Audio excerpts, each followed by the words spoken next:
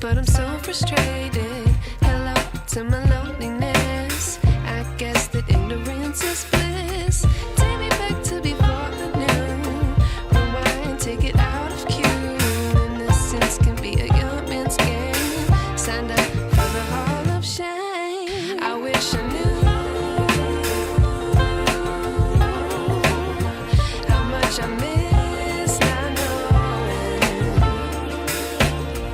that we're all screwed when we play our roles and ignore the problems.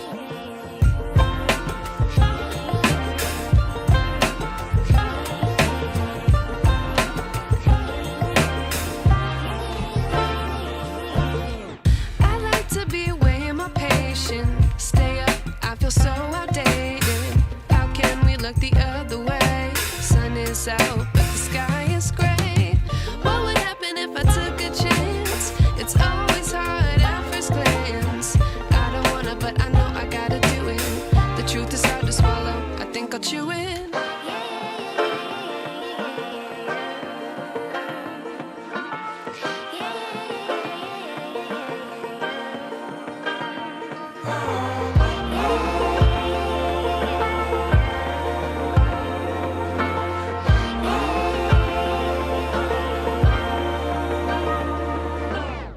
I wish I knew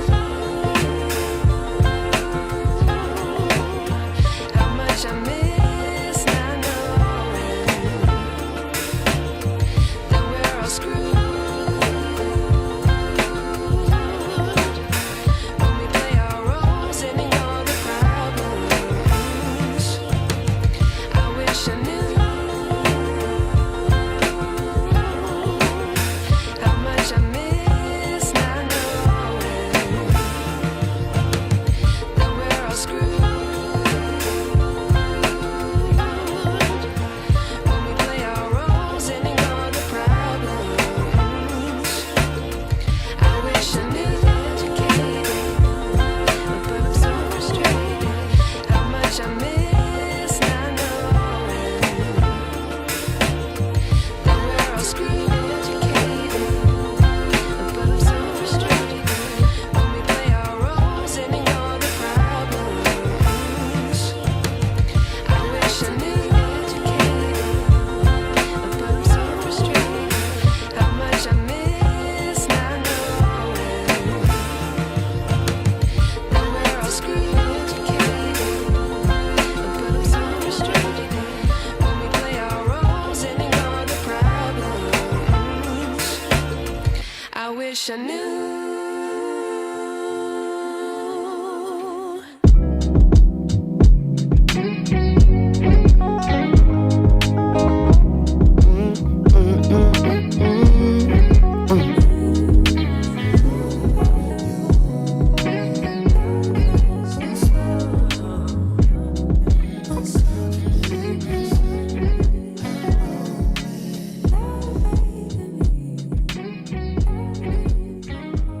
Hello, fellow and future entrepreneurs. This is Collin Hardiman with another episode of Tailored Talk, and I'm extremely glad to have you all here to talk all systems go, the power of autonomy. We're going to talk about the importance of systems and building out your back office, because these systems are essential to scaling your business, but also making your life as an entrepreneur and business owner extremely easy. So I'm extremely excited to have tonight's guest on tonight's episode to talk about automations. So before I bring her on, as I always do, I'm going to read her credentials. So she is a transformational specialist, and with over 14 years of experience in multiple industries, she stands at the forefront of MetaKonnects, and as a leader of a thriving virtual assistance agency, her expertise lies in empowering entrepreneurs to build self-honoring businesses anchored in efficient systems, automation, and strategic delegation. She is based in Atlanta, Georgia, and is an up-and-coming figure in the tech and coaching industries dedicated to revolutionizing business practices through sovereign vision, inspired action, self-care, and the latest technological advances. That is a lot, And I'm glad y'all can see why I'm excited to have this next guest on. But this is Orinthia Duncan. Glad to have you on tonight's show to talk about automations. How are you doing today? Hey everybody, I am excited to be here, Collin. Excited. Let's go. All Right. systems go. I love to say that I coined the phrase systems are sexy, right? Mm, And let me tell you something. When you have a system built out in your back office that's making you money while you sleep, what's more sexy than that? Okay? exactly. Man, I never looked at it like that. I'm gonna have to use that. I'm gonna definitely use that one. Systems are sexy, definitely. Um, but what before we get into, I guess, the nitty gritty of things, what got you into automations and delegations and things? You know, your field of expertise. What got you into this? So I am ashamed to say it, but burnout, Mm, frustration, so many of the I things love that we it. hate in business actually got me into this space and really created a love for it. Um, Being in business, and y'all, I have about 14 plus years of experience in business, so many different industries, everything from restaurant to finance to retail to sourcing to just a little bit of everything. I've had a privilege to be in so many different businesses and actually work my magic there. But the number one thing I always saw with every single business was you had to have a system, you had to have processes, Hmm. and you had to figure out a way to either automate those processes or they were going to automate you. Okay. I like that. That really created my love for systems and automation and just knowing how to strategically take things off of your plate and outsource them first to tech, then to someone who you can trust. Okay. Absolutely, and a lot of similarity. I heard a lot of similarities in your statement because of course, 14 years in the game, also, so 14 years of being an entrepreneur as well, and then yes, I was forced to do systems as well during the pandemic because as I always talk about in these episodes, more and more of my story comes out with each episode. That's what I love about this. But with our pivot idea, it was a great idea, and it was a service that everybody needed at the time when people were trying to figure things out. So yes, with all the demand coming in, I was forced to get systems and automate because I was about to burn myself out quickly because I couldn't keep up with the demand. So I had to quickly put systems in place, people in place, back offices in place to streamline the processes. So, and we can talk about that.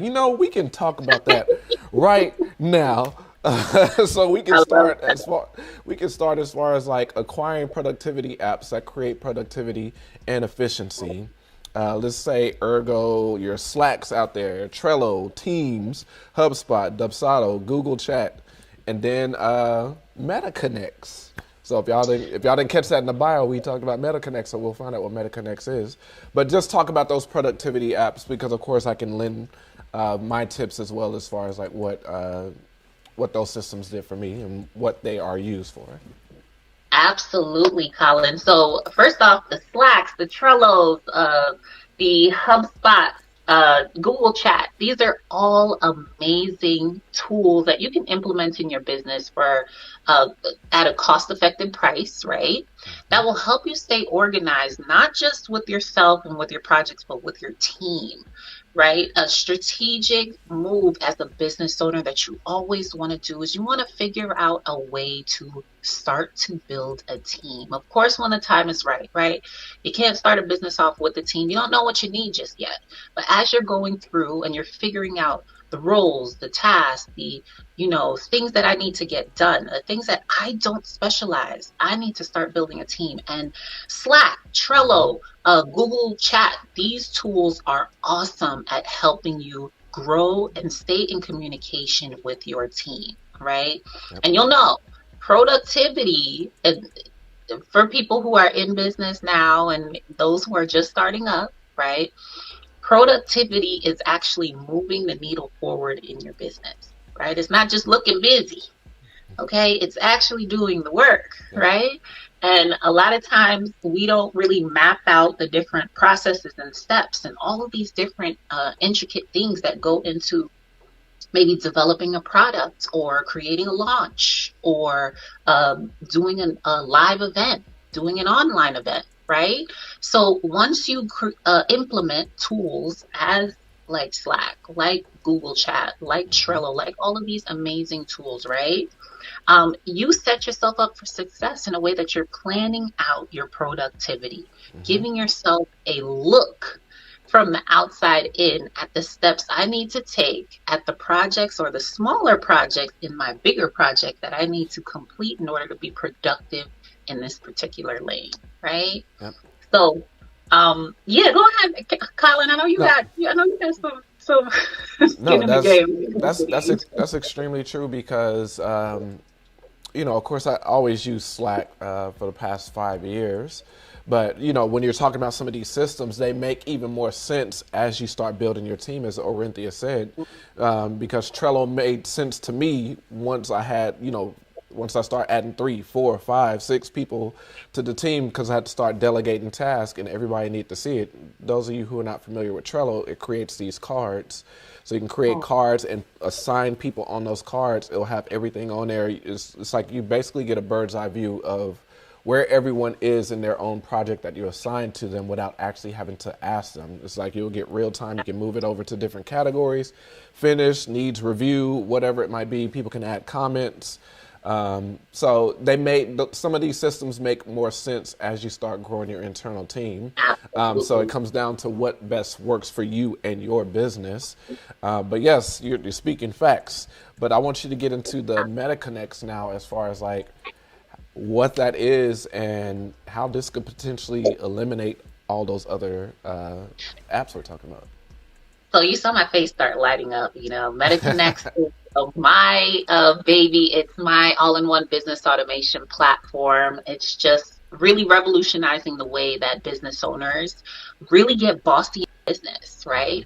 So MetaKonnects on its own can support so many different areas, but in the areas of productivity, similar to how Trello has Kanban boards. I know you were explaining them like cards, but these documents or these sections where you can start mapping out your processes in Trello, they're called Kanban boards. So you're able to move projects across the board in their necessary stages as you see fit, right? Or as you meet the deadlines in your project, right? So it's the same as MetaKonnects in a sense, because you can create your stages, you can create your project, and as your project meets the deadlines, as your project meets necessary requirements to move forward, you can move it forward as you see fit. So it's very similar in which it has so many features from outside softwares like Slack and like Google Chat and also like, Trello. But what makes it really special and dynamic is that instead of having these individual tools now that you have to first, remember the logins for. Second, make sure you connect all your team members to. And third, make sure that you're keeping up with it, staying consistent. All of this is in one place. So it's not just team support, right? Mm-hmm. Sales support, marketing support, retention support, acquisition support. So I think in business, what I've learned over the years is scattering everything out and making things separate can kind of create a lot of friction in the business because there's so much you have to keep up with, right? Yes. But being able to have a platform where you can have everything you may need in your business in one place, I think that's super powerful. And that's what MetaKonnects does. Yeah, and you make a good point because that was something that I had to get down with my team internally because, of course, we were using Slack to, do day-to-day operations and, how are you doing? Hey, everyone, we got this meeting coming up, things like that. And then, like I said, as far as like Trello, I would use that to assign different tasks, or once the project was already established, people taking ownership of, what they were doing within that project. So it caused a little bit of confusion as far as like people messaging me on Slack when they, should have put this particular thing on Trello, and vice versa, like sending me stuff, putting stuff in Trello when they should have Slacked me. Is like, no, DM that to me. Like, I didn't see that in Trello. Like, that's an emergency. You should DM me on Slack for that. So yes, definitely having a system where it's like everything is in one place definitely would have served me well, and did serve me well, because eventually I did move down the line to Dubsado. I don't want to put the cart before the horse before I get to that, but yeah, starting out having all those different systems, Slack, Trello, Google, Hangouts, Zoom, using all those tools, it was just like, it was a lot. And of course, my employees, they didn't see that, and my contractors, they didn't see that on the back end, but me as the business owner, that's me establishing and utilizing all those systems. All they did was just like hop on to whatever I sent them. Yeah. So, but yeah, it was very flustering and a little stressful for me as a business owner, because it's like, if everything was just laid out in one area and could just do the darn thing for me, yeah, it would have made my life a lot easier. That's our thing as business owners. We're always trying to figure out a way to make it easier for us, and then also make it easier for our team. So of course we're gonna put ourselves in the lion's den first. We're gonna try all these tools out, make sure they're good for us, and then say, okay, you know what, this is gonna work for the team. So I mean, you said this earlier too. This is all trial and error, and you can never learn what's really good for you unless you try it, right? So. Exactly. Good. And if you make our life easier, we will fall in love with you. We're gonna treat you to lunch. We go like, hey, what you need? What you need? I got you. Like, you need to travel? No, I got you. I got you. If you make our life easier, oof. And that comes down to the systems that's too. That's the goal of software, right? Exactly. That's the goal of having a system, or that's the goal of automation, to make life easier. So once you do discover what really works for you, and that's like one of the number one things I always tell business owners, every system is not built the same. Some of the great features that are in Slack might not be in Google Chat or Google Workspaces, right? Yep. So you have to pick and choose. You have to know, what does business really value, right? What is really important to me and my team? How are we going to be truly efficient, productive in our business? What tools can support us with that, right? And once you ask yourself those questions, then that makes you more powerful in your decision of, software. Exactly. So let's go into the MetaKonnects, because I want to, MetaKonnects, go high level, SalesForce, Zoho. Let's get more into this as far as like what those systems look like, what those processes look like. No problem. If you don't mind. So the next point that people should also be looking to make sure they're working in the right ways in their business, right, is your efficiency level. Okay? Any tools that you bring on into your team should be allowing you to create efficiency in your business. Efficiency looks like you being able to go from one process in your business to another process without there being any friction in between the two processes. Okay? Or within a singular process, right? So there are so many different processes in our business, right? We have inquiry processes, we have booking processes, we have onboarding, offboarding, right? There's so many different processes. Now, if we take the time as a business owner to break those different processes down, we'll realize there's so many different steps. But us as business owners, because we do it every day, we're just thinking, okay, we gotta do it. We're not gonna think about, all the steps. That'll paralyze you in like, oh my gosh, I gotta do all of this stuff, right? But if you really want to become efficient, you want to start mapping out those different steps in your process, right? And then once you do that, right, that's probably the ugliest part of this whole thing, right? Mapping it out, really seeing all the work that you're doing and really coming to terms with yourself like, ooh, I'm doing a lot, okay? Now what comes next is you got to find a software, a platform that is going to support you in actually automating this process now, right? creating that efficiency that you desire in your business, so you can kind of pull yourself out, and instead of working in the business, now you're working on it. You know what I'm Exactly. saying? So platforms like MetaKonnects, my baby, allows you to do that in a sense, because it has a fully automated workflow section where you can start to break those systems, or I'm sorry, break those processes down and actually start to automate every single step. So I mean, everything from the booking of a client, right? To the email confirmation, the proposals, the the contracts, contract, proposals, reminders, notifications. Okay, email campaigns, SMS campaigns, invoicing. and come on with it. So, all the different processes that you kind of dread doing on your own, now you can automate them in that sense. So MetaKonnects is amazing with that, right? You also have other platforms like Go High Level, right? You have other platforms like SalesForce, Zoho. All of these platforms, some way or another, allow you to automate your processes, right? And allow you to now truly be efficient in your business to the point where you can create more time for yourself.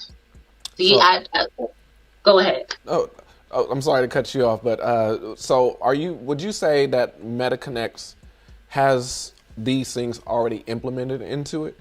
As far as like the Absolutely. Go High Level Salesforce, like all that's on MetaKonnects? Yes. So I would definitely say that. And, not to toot my horn, but personal experience, y'all, of 5 to 6 years ago, I was maybe paying $700 to $800 a month for tech. That was me duct taping 10 different systems together so they could work for my business. And that's why I tell everybody, listen, no one system is built the same. No one business is built the same. You have to make a decision about the different processes that you have and what you truly want to automate and how you want to be efficient, right? So for me, that looked like paying almost $800 a month. But what it also looked like was I had a steady amount of revenue that I knew I could keep if I had all of these processes automated, right? So I never really thought about it in a sense of, gosh, I'm spending too much money. Yeah. Until I started making more money, then I started to think, okay, well, how can I continue to increase, but maybe decrease on my output? Right. And that made me discover, okay, I could actually align my processes different. I could actually implement the right software. And if I can't find it, I can create it. Exactly. I can implement things to a certain level, and then I can build on top of that, right? So that's how MetaKonnects, came about, in a sense that I was in a position where I was paying almost $800 a month. And I did that because I wanted to keep my business efficient. I wanted to be productive. Yeah. I wanted to be a boss.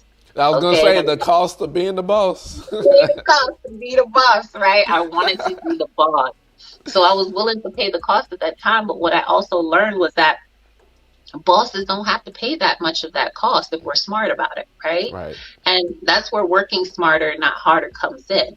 But we all have to have the mindset to say, there's something out there for me that I haven't found yet that's going to be a good solution, and believe in that, and it'll come to us. So that's what I found with MetaKonnects and just building this platform out to support the almost $800 that I was spending before. Now it's encompassed in one platform for me. Yeah. I know that's a lot, but Yeah. Listen, you got to be true to this. All right. Yes. And I definitely agree, because the way I look at it, because I was definitely spending on a lot of these productivity apps, and a lot of them do a good job of integrating with each other, but still I look at it as, if you want to picture extension cord, it's better to just have one long ass extension cord that I'll plug from to the wall to wherever you plug it into, versus getting 3 or 4 and you're connecting it here, you're connecting it here, because now Now you're producing latency.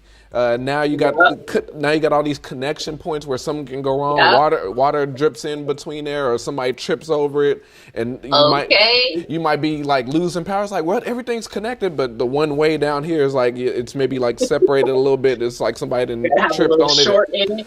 it. So it's just like you introduce those kind of problems when you're integrating and doing all these different systems versus just having one system where everything is there, everything's under one roof. So This is a that's fact. Yep. So having just a one source where you can just go to all your systems, yes, it makes it definitely easier. And you said something earlier that I want you to tell our audience, because I'm sure they hear it all the time, but may not know the difference. What is the difference from working in your business to working on your business? So I read this book one time. It was called The E-Myth Theory. And in the E-Myth Theory, it explains that in business, there are 3 levels of employees or people who are in the business. The initial level is the technician.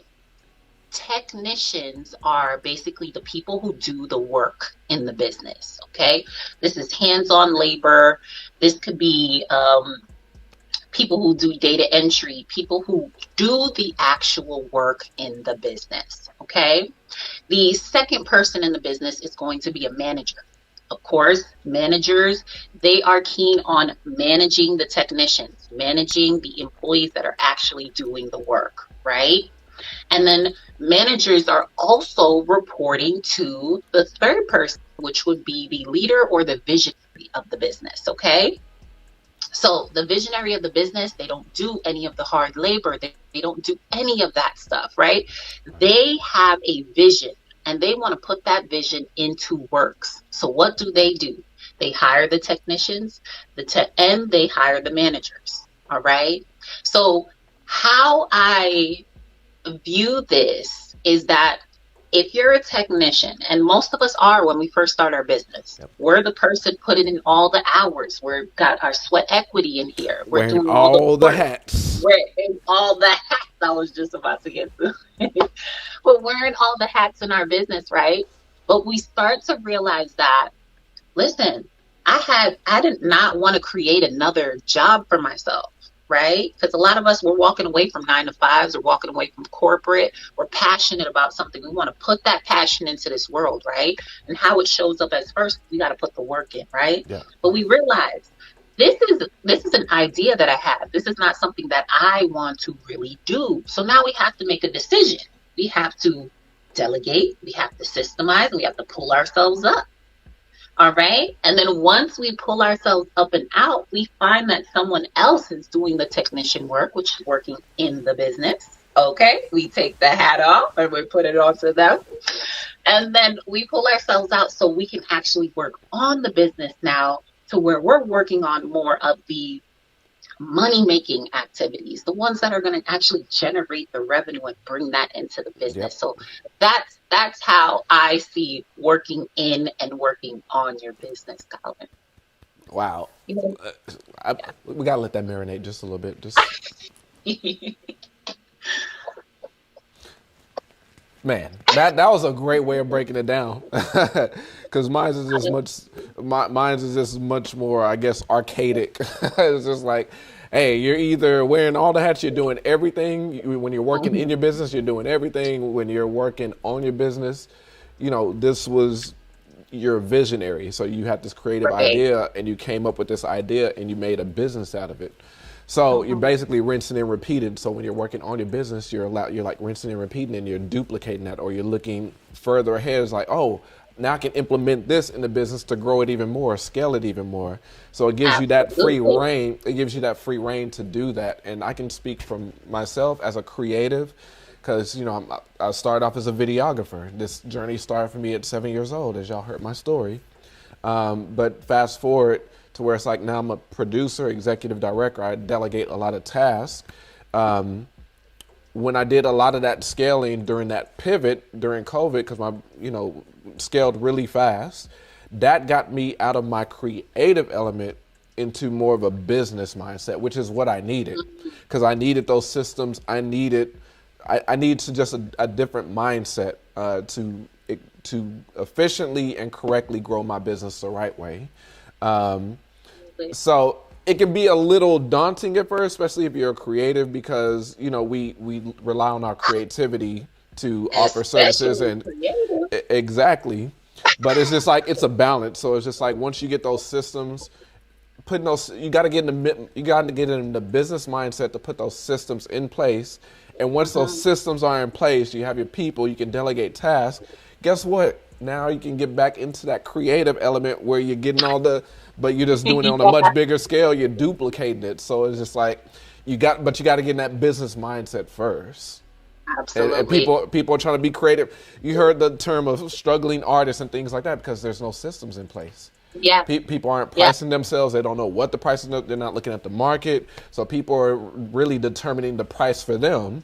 And then they're doing all this work. We know how much we're giving in every project. We're giving 110% because we love what we do.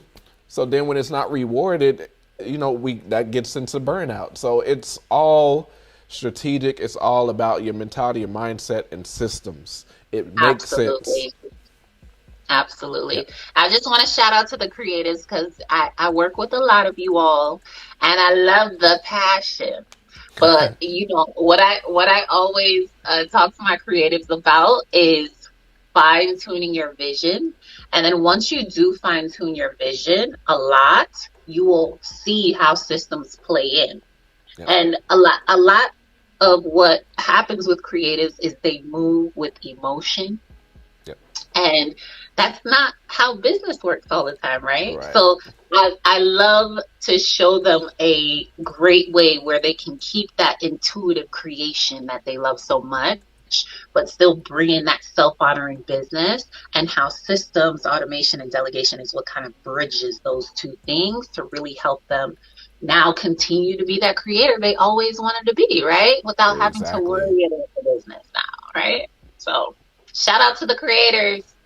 Exactly. And you're not sacrificing your creativity. So you're actually multiplying what you're doing. So yes, I love it. I love it. There was one more point I was going to make. If it comes back, I'll bring it up. But so let's get into the organization now. We have those systems in place. We have our back office built. We have those integrations, or that one that we have MetaKonnects. That's doing all of our tasks for us. Okay, that's it just came back to me, so I remember what I was going to say now. Just getting back to those systems, all you're doing is, because we all have our processes, from how we attract customers to how we have the initial consultation call to, yes, I can do this for you, and getting over a proposal, then getting them on a contract, and then fulfilling the job. That's the processes Orinthia was talking about. So these systems, these tools are actually just systemizing that for you. And you can only imagine, if you're not doing that just back to back, let's say you have 8 calls a day and you're doing that back to back, you can see how tiring that is. But if you have systems that's doing that for you and you're not even jumping on a call, or if people want to jump on a call with you, it's like they're paying for your time. It's just like those systems are doing all of that for you in the background. You can imagine just all the free time you have to do everything else, and you're still booked. You're still making a lot of money in your sleep. So that's the importance of getting those systems in place. You don't have to wait till you get to a certain point in your business, or like, oh, I'm not at that point where I want to scale. It's like, no, these systems are what's going to help you scale. This is what's going to keep you on task. This is what's going to keep you organized. It's going to keep you structured, and it's going to keep you looking professional. People are going to look at you. It's just like, people won't even do business with you if you don't give a proposal to them in like 2 days, 2 to 5 days. They will pass on you, because that just tells them, okay, why is it taking them so long to get me some numbers? Like, are they not organized? Are they not interested? They're going to move on quickly. So it's like, and I would also love to add here, Collin, that if you are saying you are providing a certain service and you're not showing up in light of your service that you're providing, it's going to be hard for people to trust you. And they love to talk about know, like, and trust.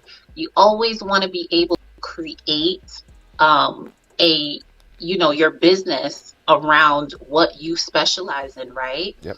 And be able to showcase that specialty right up front. Like, I wouldn't want to hire someone who says they know how to create funnels or websites and they don't got a website. They ain't got a funnel. Or the funnel that they have is a standalone, or the website they have is not for. Oh, did I lose you? You froze for a Can you little hear bit. Yeah. I So know. just rewind 10 seconds. Oh, sorry, 10 seconds back. I said it's very important for you to be able to showcase the service that you offer. So for me, I was saying that I wouldn't want to hire someone who says they specialize in creating funnels and they don't have a funnel. Or the funnel that they have looks, a little Janky. Okay. So the goal is to set yourself up for success in a way that you look professional, just like what Collin said.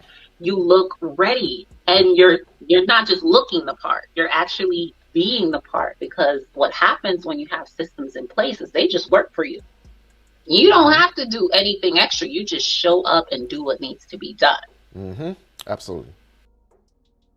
I don't know if you said anything. You just need to show up and do what needs to be done. I don't know if you said anything after that, because you did for you. No, I said that's all, that. Okay. Yeah. You just have to show up and do what needs to be done. That's how systems support you. It's just like, I would not pass on money on a good deal. So it's like, once I get a proposal, like once I have the consultation call, it's just like, yeah, absolutely, we can do this. It's like, I'm not gonna, like, the first thing I'm doing is working on that proposal. Like, I'm crunching numbers. I already have like my rates and things like that. But if this is just kind of like a one-off or a specialty kind of project, I am already crunching those numbers, and I'm trying to get that back to them so I can get on with the rest of my day. And all I'm doing is waiting for them to say yay, or they have questions, or, hey, yeah, this looks good, let's move forward. I'm not going to leave that money on the table. Like, you better believe I'm going to send them that proposal within 48 hours. That's my turnaround time, if not the same day. Okay. Or even while you're on the call. Exactly. Oh, let me just set it up for you right now. I do that sometimes also. It's just like on the call, I'll just be like, okay, I have a pretty much good idea. I can give you an estimate. You're looking at just a guesstimate. You're looking at probably something like that. Oh, okay, yeah. And then I already have it in mind, like, okay, they can work with this. Like, they can work with this number. So it's like, yeah, let me just, there's no need to even do a proposal at that point. It's like, it goes straight to contract then. Because we already gave each other a verbal, yes, like, yeah, I can work with that. All right, so let me just drop the contract, and I'll send that to your email, and we'll move forward. We'll have this all set up. Let's do it. Exactly. The last thing I was going to say was, because we talked about the many hats, delegating tasks and things like that. When you start off in entrepreneurship, you are going to be wearing a lot of the hats. Entrepreneurship is not easy. It's very difficult. Yes, you're doing what you love. That's why I always say in these episodes and even on this podcast it really helps that you are doing what you love, because there are going to be bad days. There are going to be a lot of bad days. And if this is something you don't like doing, it's going to be easy for you to jump ship. Okay. So when you're working a 9 to 5, because we all work jobs before we, start our businesses. Maybe there's some rare ones that didn't, but all that paperwork when they onboarded us, when we got the job, and all that paperwork we was filling out, the W-2 forms and all that kind of stuff, and the policies and procedures, that was already done for you because you're working for somebody else. So that's already somebody's system that they've already established. They got an HR department. They got all these different departments. They got people that do all that. But when you're an entrepreneur business owner, you are doing all that. You're going to make your policies and procedures, as I talked about in past episodes. You're going to be making those policies, procedures. You're going to be doing the W-9s. You're going to be onboarding. You're going to be doing the recruiting. So that's why I say it's not easy. You're going to be doing a lot of this paperwork before you get bigger. So I just wanted to add that little tidbit when you was talking about that. So. No problem. And I also want to encourage everyone, do that work. Because the more you do that work and you're unafraid to do that work, that's how you get bigger. Yep. Collin said it. There's no shortcuts. These huge companies, that's what really differentiates you from a huge company. Systems, automation, processes, delegation. Mm-hmm. So once you put those things in place, you can grow. You can be a big business. You can. Absolutely. So let's get into this next point, which is the organization, company analytics, CRMs, pipelines, sales pages, courses, memberships, and communities. So, Orinthia, maybe you can just go into creating that back office Absolutely. where these systems reside. And of course, I can give my take, but No problem. we want to hear from the expert. I just popped my collar, literally. Okay, so so everyone in your business, there are different things happening, right? Some of us are course creators. Some of us are product sellers, right? Some of us are service providers. A lot of different things are happening in our business. So we have to have tools that support those different things that are happening in our businesses. Sometimes I see some clients that I work with that have a program that they're offering, and they don't even know that they can automate this program and put it into a membership section. They don't know. They feel like the only place they can go and create a community is Facebook, which I just want to throw out there. Anything that you add to Facebook, Facebook has ownership of. Okay. They feel like, in order to have the best business possible, they can only sell on one particular platform, or they can only sell in one range or one space, right? And I think it's really important for people to understand the different platforms, tools, software that you can use in your business to support you at every point in your business. So some of the things that I always say you should have organized in your business: first, CRM. A CRM is a customer relationship manager. If you did not already know, customer relationship managers help you do just that. Manage the relationship between you and your leads, prospects that turn into clients, customers, okay? This is important because having a natural conversation with the people who potentially want to buy from you, who are interested in what you have to offer, or who have already purchased with you, keeps the conversation going, keeps the relationship up, and keeps the possibility of them continuing to buy from you up. Okay. And that's what we want. We want to create revenue in the business. And we also at the same time want to create customers who are happy. Right. And we can only know if they're happy if you're communicating with them. Right. So customer relationship manager is amazing for that. And that's what you need a CRM for. Next, I also put in here company analytics. I think it's important in your business to have a analytics dashboard. Something that's going to tell you about the potential leads, prospects, and clients that you have actively coming into the business from the different digital assets that you have out in the world. This could be your funnels. This could be your websites. This could be your booking calendars, right? So having a dashboard that is showing you analytics on how useful your digital assets are, right? How much are your funnels being used, right? How much are your websites being used? How much are your booking calendars being used? Also, how many leads, prospects, and clients are actually turning over from these different assets, right? How much your leads or your prospects are worth when they become clients, right? This is important to know because, listen, if you have a sales team, right? If you are the main salesperson in your business, when you first sign into your business with an analytics dashboard and you being able to see how much each potential client can be for you, that's going to focus you. The moment you get into your business, you're going to know, oh, I have 5K in my pipeline right now. We need to turn these babies over so we can close this 5K. Keeps you focused in your business and allows you to make great data-driven decisions. And that's what's really important in business, those decisions that you are making. Mm-hmm. Wow. Some of the other ones, did you want to say something, Collin, before I go on? Well, no, you're on a roll. I would say keep going. I'll hold to the end.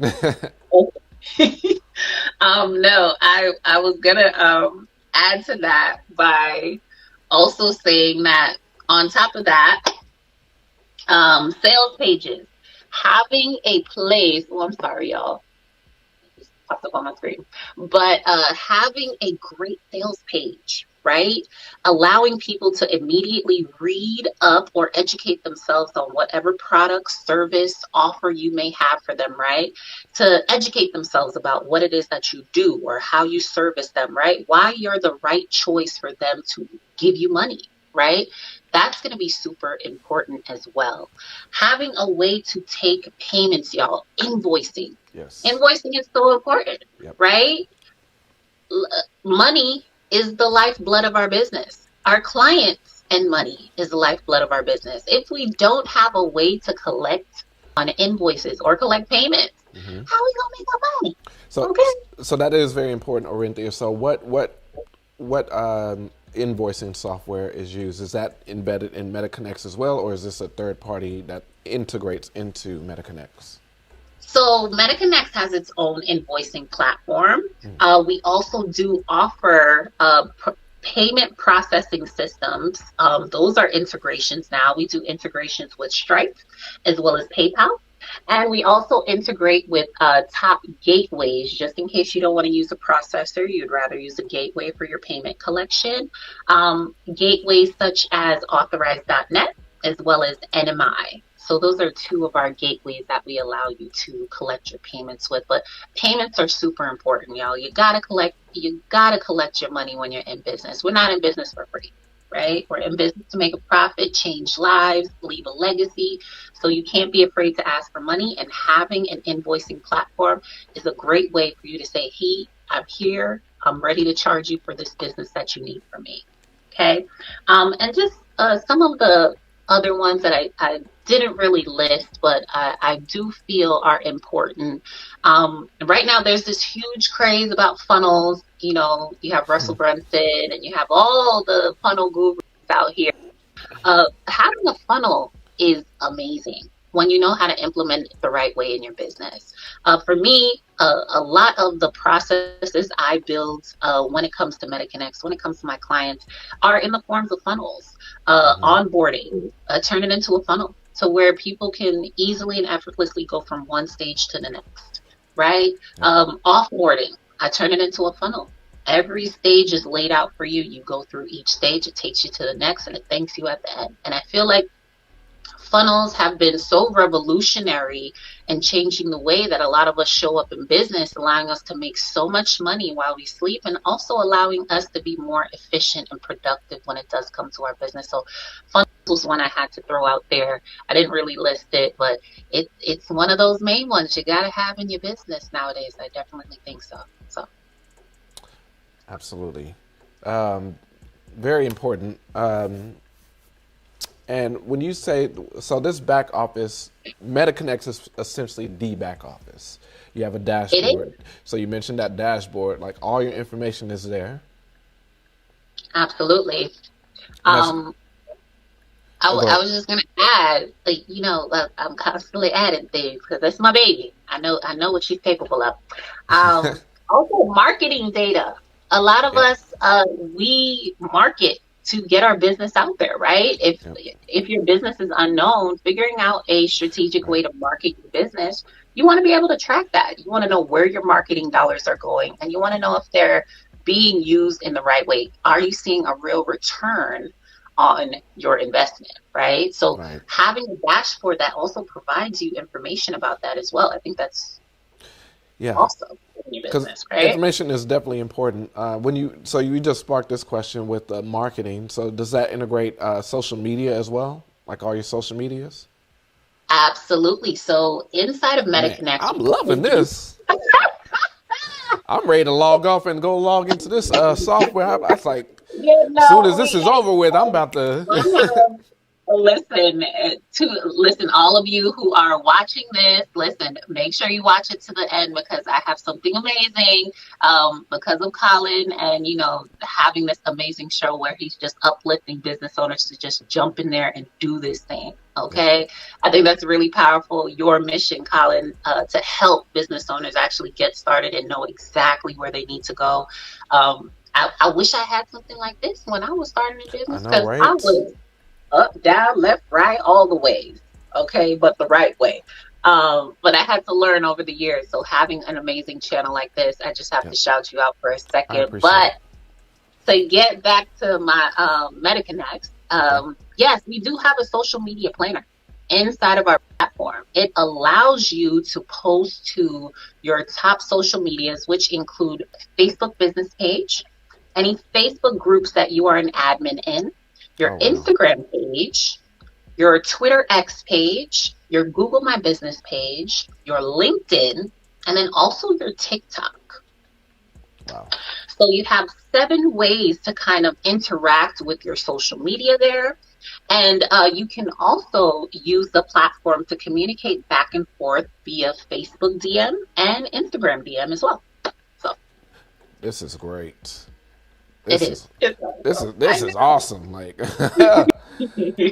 man. I get excited about it. So, and I wanted to chime in just with the analytics, because of course you said Absolutely. all this information lives on your dashboard, especially marketing. So when you have all that data, it literally tells you everything you need to know about your customer, like how you need to move, what you need, Yeah. what part of your products or services are popular, not so popular. All that Yeah. information is in that data. So it's like if you know exactly what the customer needs, what they want, how, all those data points, that sets you up for success. That, like, you're gonna multiply, you're gonna scale your business quickly, and then also on the marketing standpoint, if you don't spend money towards marketing, you're doing yourself a disservice, because the environment is oversaturated with businesses. So it's just like, how do you stand out? You're 3 years into your business. How do you stand out with a company that's been doing it for 50 years? How do you Right. get yourself in front of their customers? How do you place yourself in front of their customers to take some of their customers, or to find Absolutely. your own niche if you don't market? Because my CPA would always tell me that. He was just like, especially during the pandemic, he was just like, hey, Collin, without looking at your revenue, he was like, I looked at how much you spent on marketing, and I could already tell based on how much you spent on your marketing that you were in the green, or that you made good revenue. Without looking at the Mhm. pages. And then it was vice versa, or it was the reverse. He was just like, I look at some business owners and they spend $0 for marketing for an entire year. He's just like, same thing. Without turning over the page, I can tell that they Right. were either broke even or they were in the red if they spent $0 on marketing. So it's just like, people who don't see, or business owners that don't see the need for marketing, you're shooting yourself in the foot. Like, you got to spend those dollars towards marketing, because you got to get your service, you got to get your product, you got to get you out there, put yourself in front of people. And especially with tools today with artificial intelligence that can really pinpoint it can find your customers for you, and now you're saying the Yes. message directly to the people that will more than likely do business with you. It's just like, why wouldn't you spend money to go find your ideal customer? And I just wanted to add one more thing here. Marketing doesn't look the same for everyone. Right. So you have to figure out where your people are, what they like, what they interact with, Yeah. and then you want to Good point. use marketing strategies that approach it from that perspective. Because I feel like a lot of people will see a lot of these ads that say, "Oh my gosh, I can do Facebook ads for you, I can do Instagram ads, I can do all of these different things," right? But I think what people get confused is, are your people on Facebook? Are your people on Instagram?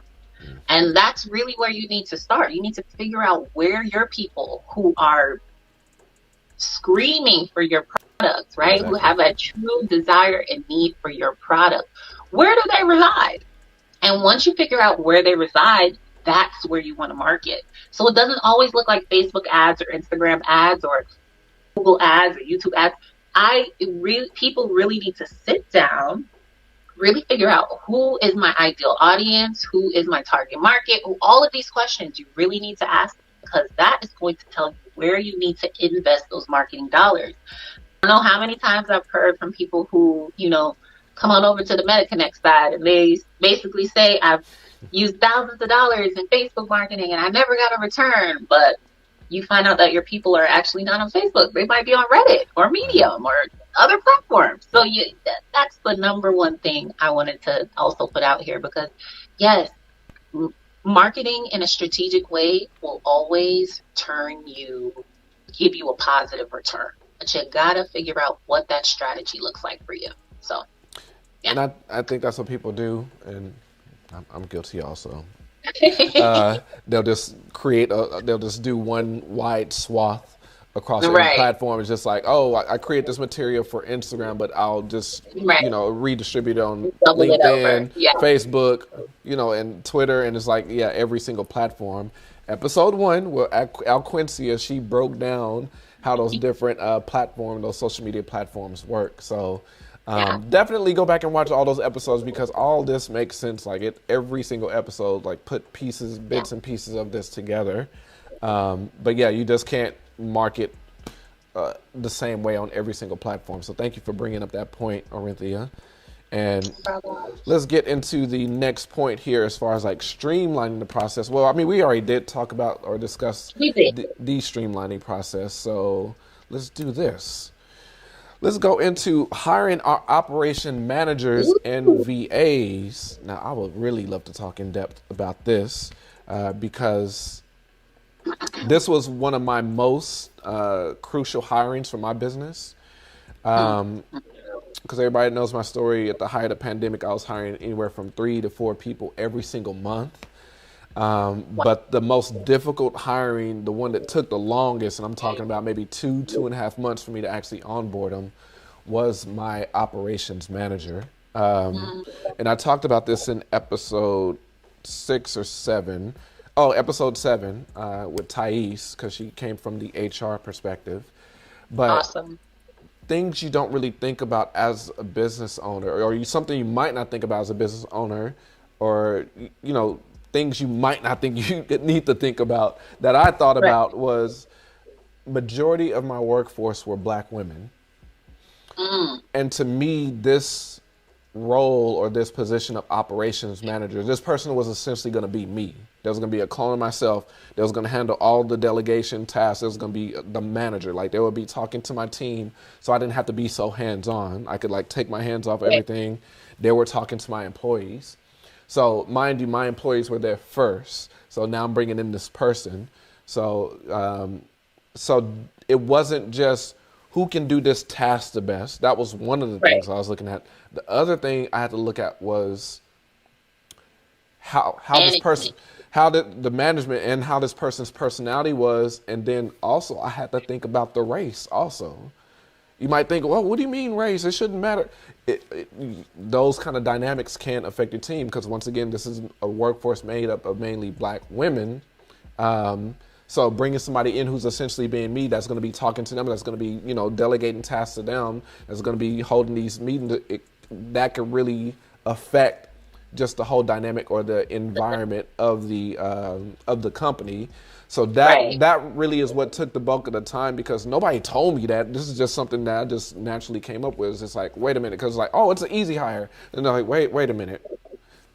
Because if somebody's just telling them, like, you do this, it's going to be like, well, who is this? Like, Collin. And companies can be destroyed from the inside out, easily from the inside out.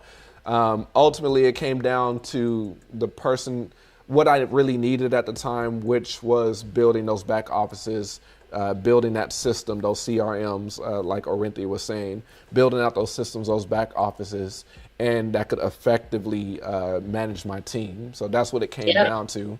But that was a real thought process that I had to like really consider and look at. So first of all, I have to say, hats off to you, because a lot of people who actually are doing these types of hires, they're so overwhelmed and stressed out, they're going to pick the first one that comes along with the right credentials. And it can be detrimental. And it could be detrimental. I loved how you talked about, affecting the dynamic of the workplace, because that is so important. Healthy workplace, happy workplace produces great work. And I talk about that a lot when it comes to the VA side of what I do, because a lot of business owners that come to me, but a lot of business owners that come to me, they've never implemented a person into their business before. So they're immediately thinking that, and there's this, I also want to dispel this myth about virtual assistants. They are not robots, okay? They're real people out here. They're real people, okay?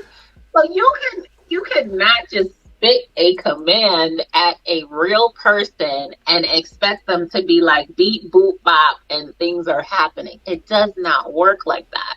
And having a healthy onboarding system in your business when it does start to come to team members and really bringing the right people into your business, that is going to make all the difference for you. Yep. As a business owner, especially as a team leader. So I definitely wanted to start off with, just hats off to you for taking the time to actually figure out who it was that you were going to bring in, evaluating all the different factors that you already had going on in your business, and really taking that stuff into, consideration, because a lot of people don't really think like that, right? They're just thinking about, how can I get the job done? How can I do it quick? How can I, be efficient? How can I meet that quota that I want to meet? But by disregarding team and not really, feeding into, all the different aspects to what you have in your business, you're actually dropping the ball in a sense. It might not be immediately, but it will be eventually. Okay. So talking about what it would be like to actually, bring in a team member. The first thing I always like to tell business owners is figure out what task you want to be covered. Also figure out what tasks you're not good at, because the tasks that you're not good at be straight labors of hate in your business. You could love the business, but those tasks that you are doing, they will be labors of hate. Yep. And you will start to resent these departments in your business because you are unable to fulfill them, okay? And hence why I always say, let's help you create a self-honoring business, because if you are in business and you're upset all the time because of different things you got to do, you're not honoring yourself, okay? So let's bring somebody in. But can I speak on this really quick? Okay.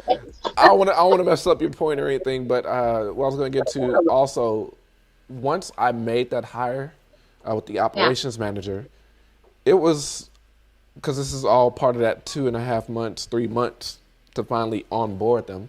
Once I made that decision, then it was just like we were on calls almost every single day, because she needed to know everything about my business, the inner workings, like how do you do this? How do you, like those systems we were just talking about? Currently, how do you do consultations? Like, how do you turn the potential customer to a client? Like, give me that whole process. And some of those things I didn't have written down or in place. So it's like that forced me to I had to type those up. So once again, in past episodes, we talk about building these systems and how even just indirectly doing something else creates a system for you. So it's just like, you're going to be, whether you try to shortcut or not do these things or try to do a workaround, you're going to end up doing these things anyway. So you're doing yourself a disservice by trying to shortcut, or I'm not going to do this. If you're trying to do big business and scale, you're going to have to do all this paperwork, do all of this work, and do whatever it is you're trying to do. You're going to have to put this in writing. You're going to have to create policies. You're going to have to create structure. So you might as well do it the right way. But she wanted to know everything, the inner workings, how I deal with clients, what was the cancellation policy. And once I got her all that information, she built those CRMs like Orinthia was saying, and she streamlined the whole process to where it's just like, oh, everything I was doing physically from call to calendar, like she literally systemized everything and made my life a whole lot simpler. So it was a headache getting all that to her, but it was definitely worth it, because it just made me just hands off to where it's just like they just go on the site. If they're interested, they click there. It automatically sets the call, books the calendar, and so on. Absolutely. I just wanted to mention that. No problem. So that's the importance, right? Or that is the goal of hiring someone who you don't have to continuously follow behind. You know they're going to be able to do their job. You can trust them. You feel confident in their capabilities. But that's only if you find the right hire and you train them the right way. You took 2 to 3 months for onboarding and actual training, and in my mind, that is a great time frame. A lot of people who sign on to our virtual assistant services, I always tell them a normal time frame for you and your virtual professional to actually start kind of bouncing off each other and really seeing eye to eye, really understanding where your business is going and what you have going on, can be that 2 to 3 month frame. A lot of people that may seem daunting, but in my mind and what I explain is that it you didn't build this business overnight. It took Right. you a while to build Right. this business. Now think about you condensing your years of building this business now into 3 months where you have to now pour into this person every single thing that you want them to know in order for them to be efficient at what they need to be doing in your business. Exactly. Right? In Orinthia, and if you can't concisely tell them, or if you can't clearly communicate to them what they need, what does that tell you? What should that tell you as a business owner? That should already tell me as a business owner that communication might be a little bit off. And then also, you may not know how to verbalize what you need, right? Mm-hmm. So another thing as well that I go through, and a lot of the people who come through my VA program, I create a membership section where they go through. They get a mindset course about how to implement a VA, because now you got to change your whole mindset around things. I'm doing everything. I'm wearing all the hats. This is my baby. I'm the only one that can work this thing. Okay? And I've had the neck rolls and everything. I'm the only one that can work this thing. Okay? not the neck So rolls. putting you through a actual membership that I have that gives you just a little mindset check that, listen, you're not doing it all by yourself anymore. You got a team now. Right. Now you got to know how to. You got to think differently. You got to think different, because a business that's run with you in it is way different than a business that's run with you working on it. And you got to know that. And in order for you to pull yourself back and actually trust the person who's coming in to work on your behalf and help you build that business up, you got to think different, right? And then next, you got to know how to communicate efficiently. For me, I put a communication section in there because there are tons of ways, and we talked about the different apps and softwares that you can use to communicate back and forth efficiently with your team, right? You got to know how to start using these tools, because a lot of time virtual professionals, they're not just US based. Me alone, I work with virtual professionals who are overseas, the Philippines, Africa, Jamaica, Mexico. I work with tons of virtual professionals all over the country and over this globe. So you got to have a efficient communication system so that you are not left trying to communicate with someone at 8 a.m. right now, and it's probably 8 p.m. where they are, right? Mm-hmm. You got to know how to communicate, right? And then setting your mindset up around payment is another thing that I found was sometimes a shock for people, but you have people in other countries that are taking minimum pay like $2-3 an hour. And I always want to tell people that you get what you pay for. Right. When it comes to support in your business. And not just because a person is charging you a very cheap fee means that they're going to give you optimal work, right? A lot of what you pay for when it comes to support on your back end is also going to come along with restrictions. Could also come along with, exceptions. And you got to be ready for that, right? You got to be ready for what comes your way when it's time to hire that team that you need, a VA, a virtual professional, whatever that may mean to you. You got to be ready, okay? Oh, she is making so many great points. Wow. Because as I've expressed to you all, I was making, the business was making a ton of money during the pivot, but a lot of money was going out. And I do not shortcut on anything. Like, a brother like nice things. Okay. From the production equipment, cameras, like I don't like buying anything used. I like being the one to break stuff in. So it's like I want to get the new camera smell or the new car, whatever it might be. So it's just like, but I was spending a lot of money, a ton of money on brand strategists, operations manager, project manager, bookkeeper, CPA, marketer, social media manager. Those are like 7 of the key hirings outside of just like my support staff. And these are the people that, because I knew I needed those systems. It's like, I didn't know what the heck I was doing. I was like in new territory. But it's just like, these are people like Orinthia who knows exactly what they're doing. Like, these are the experts. These are people that are smarter than me that can come in and put in these systems, because like I know where I'm trying to get. I know where I'm trying to get my business. I know where I want my business to go, and I know I can't get there without these systems. So I got to hire this brand strategist. I got to hire this operations manager. I got to hire this marketer, get our message out there. Got to hire this social media manager that knows the behaviors of social media, when people are on, what's the most popular time, what color schemes, like different formatting. I couldn't do all that. I didn't care to do any of that. So it's just like, it wasn't me just sitting on money. It was just like, no, a lot of money was going out to build out these systems. You got to spend money. What do they say? You got to spend money to make money. Spend money, make money. You got to spend money to make money. So it's just like, you got to spend it to get to it. So it's like, you're just building these systems. So, yeah. I wanted to add one more thing.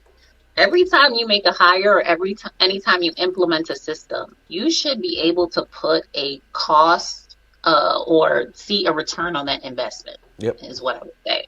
Initially, before you hire anyone, automate. Tech can be an amazing assistant to support you in all the ways that you find yourself doing all the different things in your business. True. Let that be the first way that you add a virtual professional. Tech can be that virtual professional. So find a good platform that supports all the processes you need in your business. Then after you find that platform, I'm not going to lie, there are going to be holes that still need to be filled. But those holes are the holes that need to be filled with that human touch. And that's where you bring in real virtual professionals, people who can actually answer or make a decision that needs to be done at that moment in time. And let's say if you're paying $10-$20 an hour for a virtual, you should be able to find a way or have some type of activity that's already laid out to make that money, because now you're not stuck doing that thing. Now you can free yourself up to go sign another contract, go pitch your idea to someone new who really needs it. Really go out there and put the business out there in the way that it needs to be put out there. If you don't have marketing in place, because you still got to talk about your baby every single day. Remember, It's your business, right? Correct. You decided that you didn't want to be a 9-to-5er anymore. So that means you're dedicated to this baby. So this is what you signed up for. Okay, this is what you signed up for. Even if you already have marketing in place, it is your duty as a business owner to consistently talk about your business. Let people know. There's always someone who does not know. Yep. And it is our jobs to make sure they do know what it is we specialize in, what we're good at. Share it, because somebody will need you. Okay? So. Absolutely. One more point I wanted to make on the operations manager when I talked about the 2.5, 3 months. Yes. Everything I talked about, getting the systems, everything they needed, all this was before I even introduced them to the team. Because all that helps them, like once they understand, okay, now I got a great idea of how your business operates, and now I can actually add some tips and implement some strategies to make it better. Those holes you were talking about. Right. I know how you do business. There's some holes, but I can fill in those holes to make it more efficient. Oh, great. It's just like, once that's all done, okay, rocking and rolling. Can you introduce me to the team? Gladly. Because they're going to know how to talk. They're going to know how to talk to them. They're going to know how to set up the meetings. They're going to know how to do all that. Yeah. So when you get to the hirings, there's strategy in everything. Every part of this process of building a business, there should be strategies in place with everything. Strategies for marketing, strategies for your hiring, strategies for the systems you use, strategies for the way your website looks, everything. Like, you really have to be strategic about everything. Absolutely. I'm 100% with you there. Absolutely. So last thing we're going to talk about is incorporating artificial intelligence into your framework. So what does that look like, and how can we, Orinthia, so where can I lighten my load? Where can, our future entrepreneurs and business owners, how can we lighten our load with artificial intelligence? Well, I would love to start from the creator aspect of this, right? I work with a lot of creators. Listen, you have these amazing ideas. We have these amazing ideas and we want to get them out to the world, right? But sometimes our amazing ideas come out like just bleh, word vomit, right? What I found, and I love incorporating ChatGPT into some of the things that I do every day, and it's so funny that AI is this huge thing now, because even years before ChatGPT came out, I was already using AI tools to support my team with content creation, to support with tons of other things. And if you guys really look at it, automation is a form of AI. It's just an automatic thing happening, right? Instead of you having to literally, do any of the work. You prompt your system by telling it, listen, when this trigger happens, all of these steps need to automatically happen after this trigger. That's what a workflow is. That's what an automation is, right? So I think with this new wave of AI, I'm loving it so much because it's become a mainstream thing. It was before, it was just something that I kind of felt like was like a little well-kept secret that I was using with, lots of different tools that I supported my team with, like I said before. But now it gives us as creators, as business owners, social media managers, marketers, and any other business owner that you can think of. And I've worked with so many, so I know this works with so many different businesses. It gives us a strategic way to really get our ideas out of our mind, down on paper or in a full-blown brainstorm, depending on what AI we're having a discussion with or prompting. And it allows us to move forward in a more organized and strategic way. It allows us to build on top of our ideas. It allows us to see a full spectrum of what can really happen. And I think that's so powerful, because that used to be the work of years and years and years for someone to do it on their own. Or that used to be the work of 3 or 4 or 5 people coming together, brainstorming together. But now, through having an intuitive chat, and I like to say intuitive because the way I talk to my AI on ChatGPT, we have conversations. We're going back and forth. That's how you're supposed to talk to ChatGPT. Well, right. Everybody thinks you got to be like, hey, accentuate. It's like, no, talk to it like a regular person. You put in a command, it doesn't quite hit what you want it to. It's just like, hey, not quite. If you would just kind of, rephrase it just a little bit differently, and you'll be surprised how smart it is. Yeah, so by having a real conversation with the AI and treating it less like a robot, more like a person, you actually give yourself the opportunity to get better results, better answers, better, just better follow through with what the prompt is that you initially gave it. So I love AI in the sense of it helping people to build up their frameworks in their business. A lot of the people that I've worked with before never really had SOPs in their business. But one thing that I noticed as my virtual assistant side of my business grew, that a business owner that actually has processes in place, there's a shorter actual onboarding time for a VA to actually get acclimated to what your business is doing. So if I can figure out a way for you to shortcut that process, I'm going to help you out. Exactly. Look, we can go on ChatGPT and we can create your SOPs here, and you can fine tune it to really support what you're doing in your business. And I feel like now with that tool, that used to be something that it could take months for a business owner to actually sit down and take the time to map out a process or map out all the different intricacies in posting Monday's content on social media. That could be a lot, right? For someone who's just coming on or who's just trying to get organized. But tools like ChatGPT, tools like, I love Midjourney. Tools like DALL-E, right? Tools like all of these different platforms, including MetaKonnects. I have to throw it in there because MetaKonnects has an AI feature.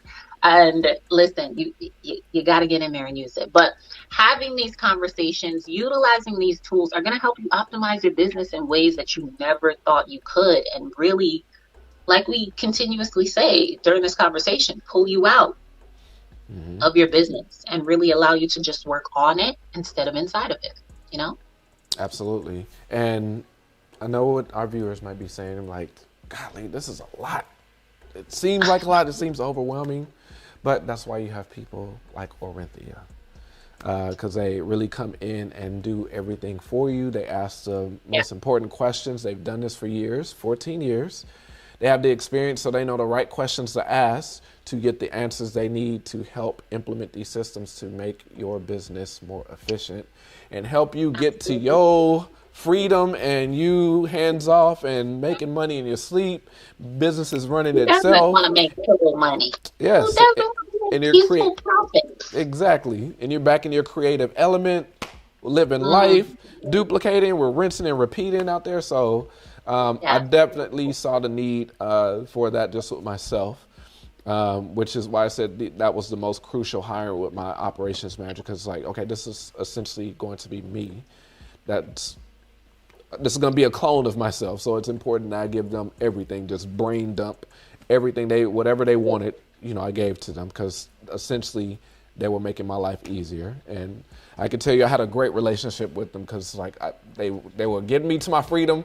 So I fell in love with them. I was like, thank you so much. You need anything? You want me to send you some Uber Eats or something? But I want to do just a quick recap over our points. Gotcha. Before we do that, did you have anything else you want to add as far as like the incorporating AI into your framework? Yeah, one last thing. Don't be afraid of it. Get with the program. Get on in there and try it. Right now, ChatGPT is free. Get with the program or what? Get with the program of implementing AI in small amounts, small increments. You can start small, right? ChatGPT is totally free to sign up. They do have a paid account. You get more features with the paid account. But listen, if you haven't started any type of AI in your business just yet, just start with a free account on ChatGPT. Okay? I'm telling you, the amount of work that you can get done is immaculate. And especially if you're a solopreneur in business, right? Right now, you may not have all the money you may need to get your first hire just yet. You may still be in the product development phase. You may still be in the systems development phase.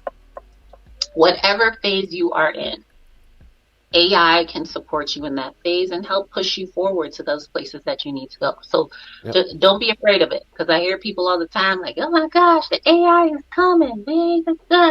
No. Okay? This is the way of the future. Get on the boat. Don't get left behind. Okay? Thank you. That's what I was looking for, Orinthia. You gave them that other perspective, which is all true, but that's why I was like, or get what? And you're like, or left behind. That's why I was going. All right. Don't get left behind. You don't want to, okay? Don't be Blockbuster and let this Netflix leave you behind. Okay. I say that all the time. I use Blockbuster as an example all the time. All right, so just some quick fire points when we talked about acquiring productivity apps that create productivity and efficiency. So just some quick fire summarization. Quick fire summarization. Listen, acquire apps that are right for your business. That means you need to know what is right for your business. What's going to make you more efficient? What are your processes? Write those processes down. Don't feel intimidated by how many steps are in it. We're going to solve that with the right application, with the right platform. But you got to map it out first in order to find out what it is that you need. That's how you become more efficient, more productive in your business. Absolutely. I'm going to add my own little one. If you want to review them, just go on YouTube. Just a quick YouTube search on what app or productivity app you're considering. See how it works. See what it looks like. See if that's something that could implement and integrate, like Orinthia said. Efficiency. So we talked about MetaKonnects, of course, which I'm going to check out myself as soon as this is over with. Go high level SalesForce, Zoho. So just on the efficiency standpoint.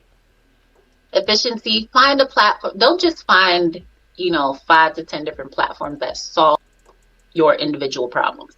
Find a platform that can solve all of those problems in one, right? as a business owner, you already have so many things on your mind. You don't want to implement 5 to 10 different passwords as another thing you have on your mind, right? Find a platform that can support you, more of an all-in-one, or whatever floats your boat. But I'm going to go out on the limb here and say that all-in-ones allow you to be way more efficient and way more cost-effective. So. Yep, I don't have anything to add to that because she knocked it out the park. Organization, so company analytics, CRMs, pipelines, sales pages, courses, memberships, communities. Absolutely. Figure out a way to, pardon me. Figure out a way to implement these key systems into your business. Almost every single business needs these, maybe not memberships and maybe not communities, but if you do, you want to make sure that a platform has these in it, okay? So like we said again, analytics dashboard, a CRM, making sure you have somewhere where you can have funnels, sales pages, websites. If you have a course, you want to have a membership section. And along with that membership section, you want to have a place where you can create communities, because fostering relationships is how you further business. All right. So that was that. Yep. Because there is a private group that I did create for Tailored Talks. Nice. That's going to be implemented for season 2. So it's already there. So that's extremely important.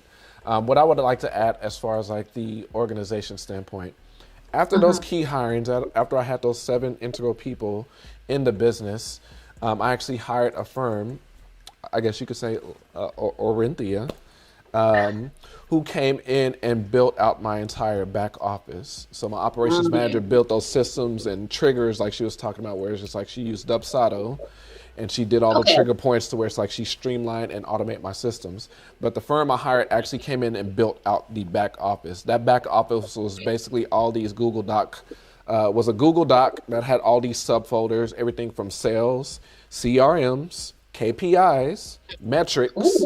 That actually helped me make the metrics and everything for my employees, and not only for my employees, but it gave me the necessary tools to convert my existing employees into sales agents. All I had to do was just plug in my numbers for KPI. So that's what that firm came in and did. It was expensive, but that was like the most crucial thing I could have got, because the business did experience a downturn, and the workforce is much smaller.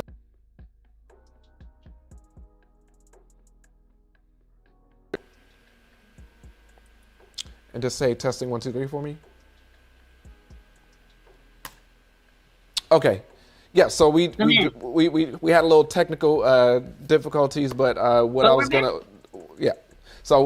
say was, but basically, when I implement and integrate new employees in the future, I can easily implement them in that back office that was created, because I have that back office forever.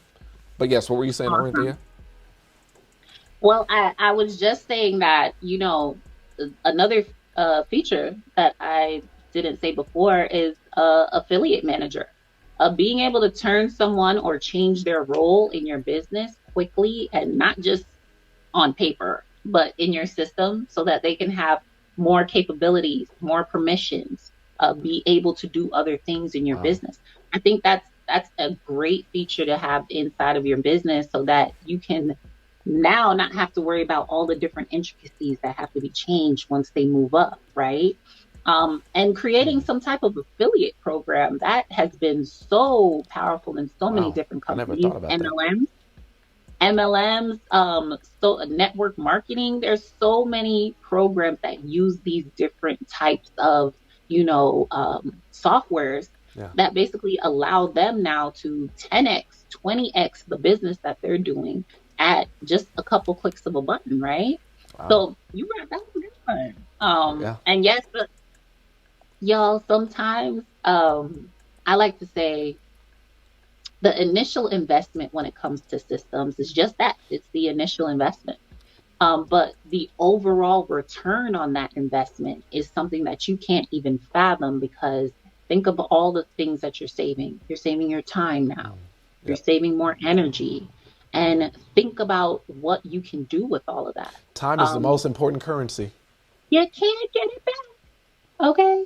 And I'll even venture out there to just tell you a little bit about my story. When I first started working with business owners, a lot of these business owners were on the brink of divorce, on the Hmm. brink of a lot of things happening in their lives because they were so consumed with their business they couldn't pull themselves out. Right. So I would venture to even say automating your business, adding the right processes, delegating out to a staff that you can trust. It's a lifesaver.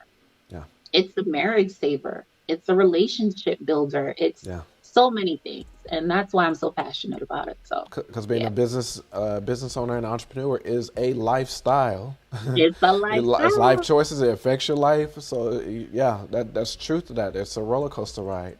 And And since if you can save, if you can save what, 15 to 30 hours a week just by automating some processes in your business, what can you do with that time? You can spend more time with your kids. You can take yep, your spouse out on a date. You can give yourself a spa day, a self-care day, yep, right?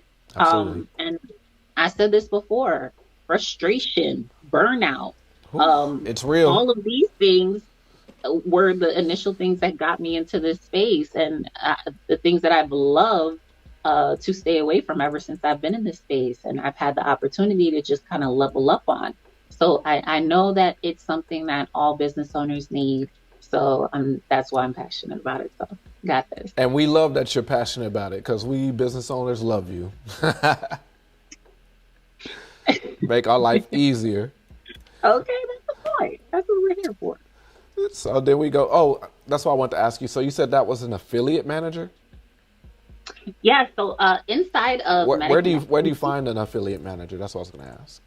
But go so ahead. inside of MetaKonnects.io, we have access to an affiliate manager where literally every single person that you bring into your product or your service, you can automate the transition from just a customer to also an affiliate.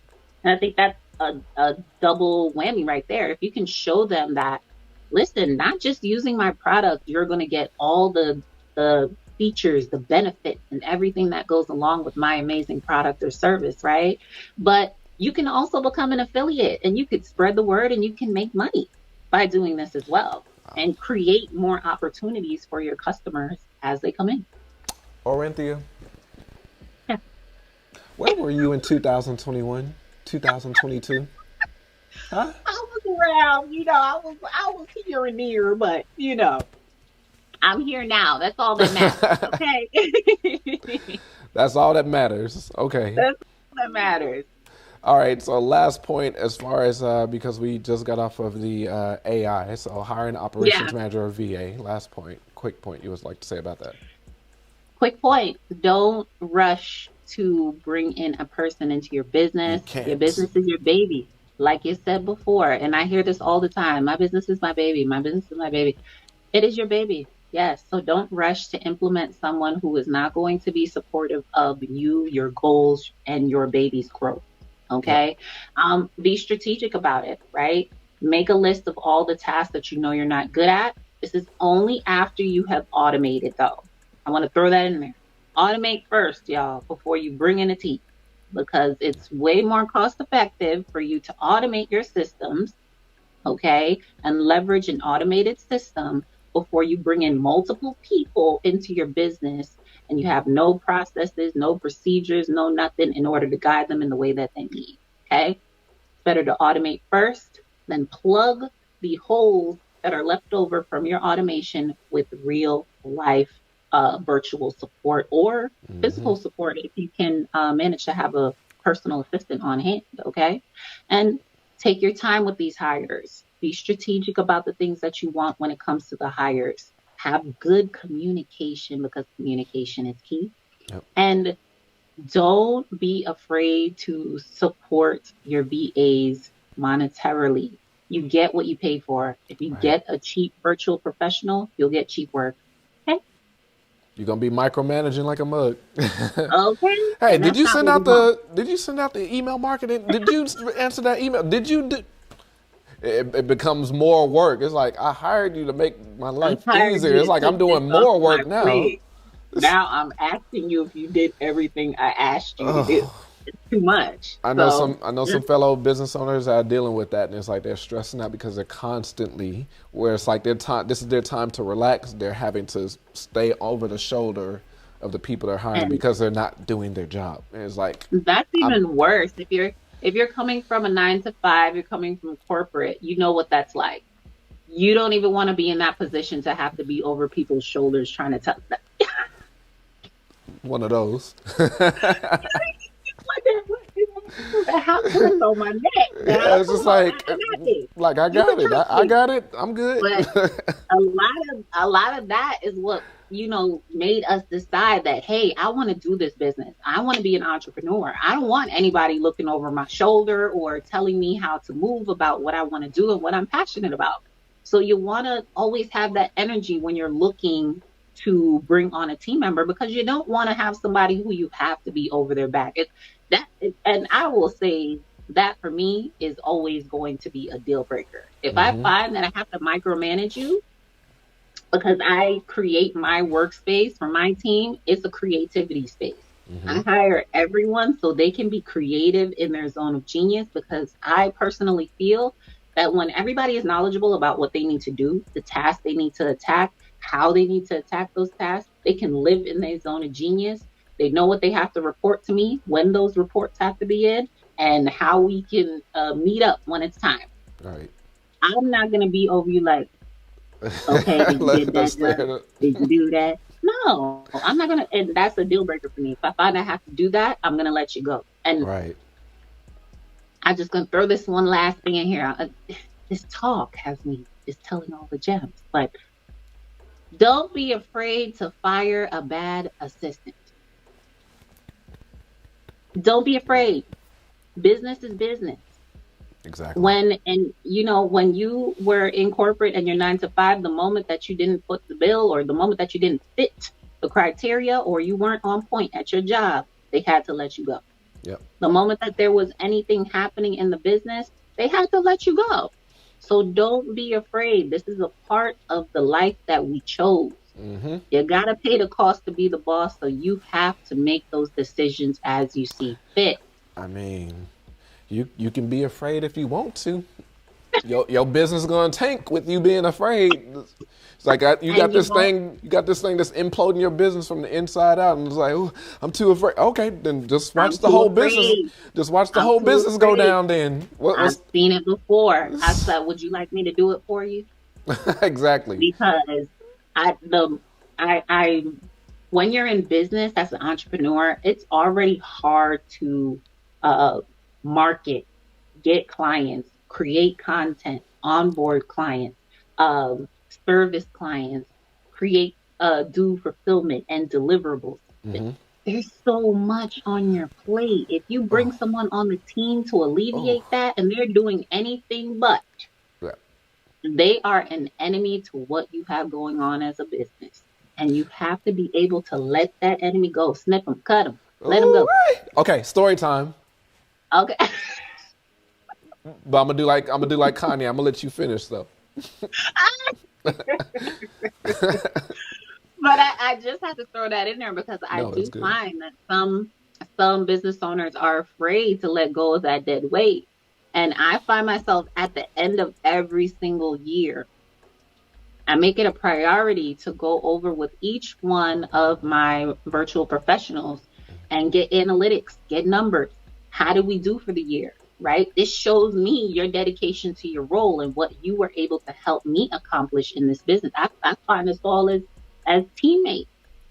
And if you're not holding up your part of the team, then we gotta cut you. We gotta let you go, so we can create space for someone who really can do the job that needs to be done for them to come in. So I think it's really important to know what you need to look for when it comes to a virtual professional in your business, and not be afraid to let them go when they're not meeting the requirements of that role.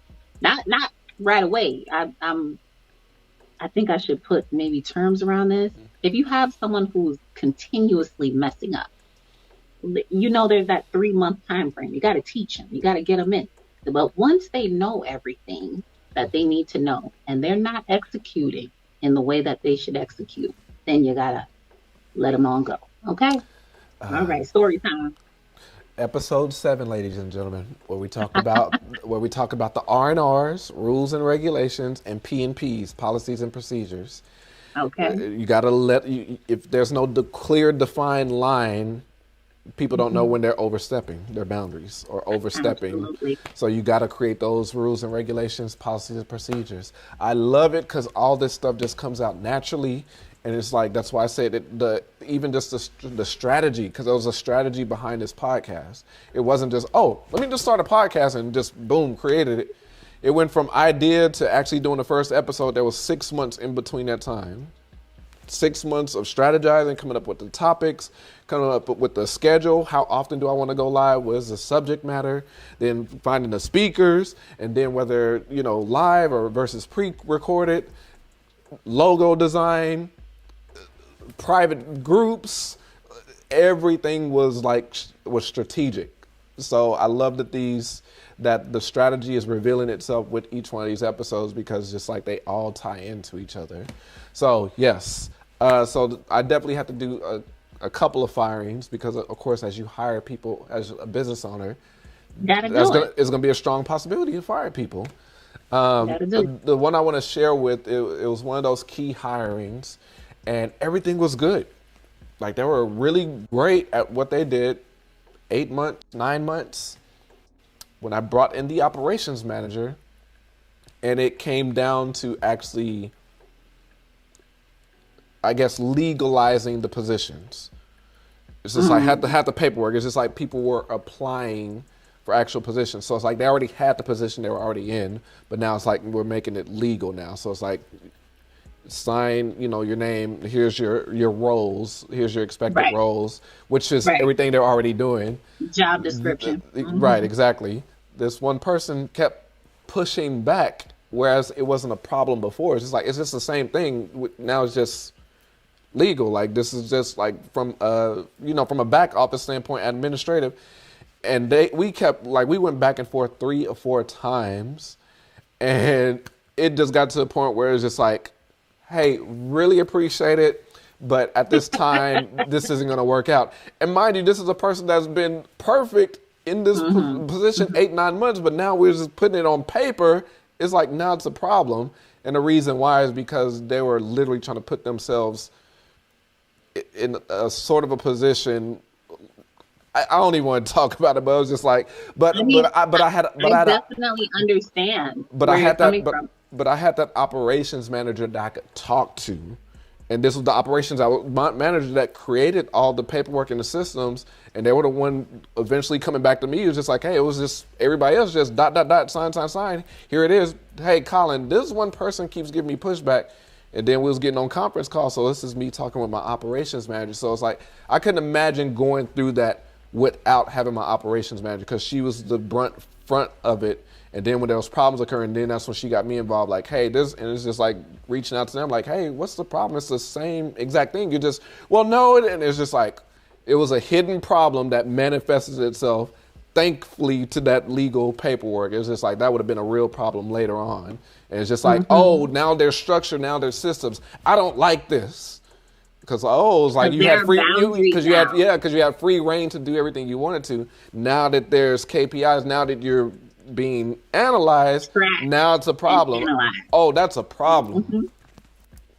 And there are so many things. I could probably just do a hires section for this Taylor Talks, but there are so many things you encounter in the workspace. Once you hire new people, you let certain people go, you implement new structures in the business, you create those boundaries. A lot of it has to go around with people not being accustomed to those boundaries that you start putting into place. And I think that could be a lot of it too. And not just the boundary in their project or, in their job description. Also, the boundary that you have now created between you and them, which is the operations manager as well. Yep.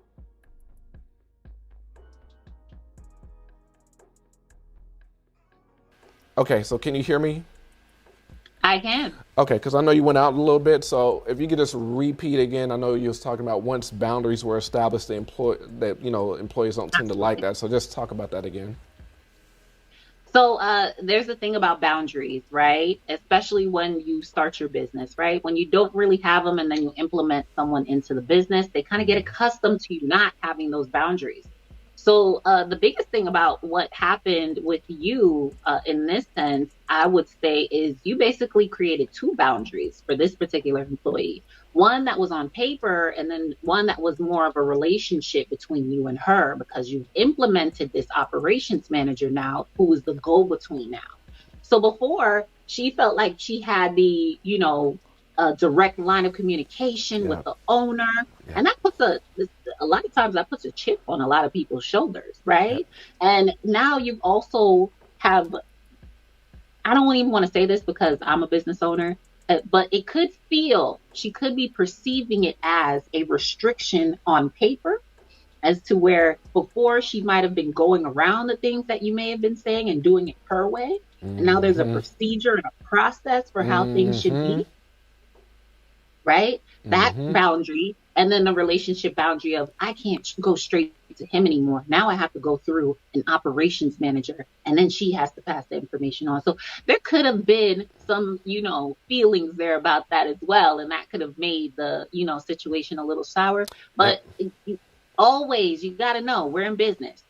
We're not here for, a fun time, even though it Right. can be fun. We're here to support people, Mm-hmm. create influence, create impact, and build the business. So you can't move Yeah. into this with feelings. You got to move Yeah. in with strategy. Okay. Exactly. Because it was very serious because it went from Hmm. the paperwork to having her lawyer look at it. Then her lawyer came back with stipulations. Then I had to get my lawyer to look at this. It was like no. So it's like it became like legal, not on a bad standpoint, like, but it's just like Right. okay, what is this literature like? It came down to like she's basically trying to position herself above and it's just like oh no, my operations manager was like Yeah. Collin, this is your baby, this is your business. But she was like, me personally, she was done because there was so much back and forth between them before he even got to me. She was like, this is your baby, you can do what you want to, but me, I'll, I'm not dealing with her no more. And I was just like I'll tell no, you, this I that was is like a no, good this is bad. operations manager. That's a good operations manager, Yeah, because normally you're not even going to hear about the first couple of tit for tat. right, They're going to be like, this it's my job to handle this, so I'm going to exactly. handle it. But if it escalates to a point where Well, I'm being they called. It's understand, like I got to step in. It's right? just like, what's going on? Now it's taken to the next level. You really have to figure out what's happening here. And I commend you for actually going back and forth, because I do Hmm. feel like creating a safe place for employees and for team members and for Yeah, staff to feel like they're heard. right. That's important, So, right? so go ahead, go ahead. But I think there are necessary boundaries that need to be created. Right. And when processes and procedures are put in place, it's for the efficiency and growth of the business. It's not for the understanding of one singular component in the business, right? You got Hmm. to remember, you're a piece of the pie. You can't have, we need the whole pie.